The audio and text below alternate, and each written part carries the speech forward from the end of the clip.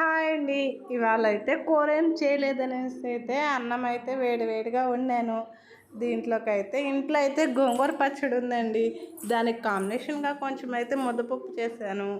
నెయ్యి కూడా ఉంది. వేడివేడి అన్నంలో మనం గోంగూర పచ్చడి వేసుకొని లైట్గా నెయ్యి వేసేసుకొని ముద్దపప్పు వేసుకొని కానీ తింటే చాలా బాగుంటుందండి. వేడివేడి అన్నంలోకి ఏ పికిలు ముద్దపప్పు అయినా చాలా బాగుంటుంది. మీరు కూడా ఎప్పుడైనా ఇలా తిన్నారా?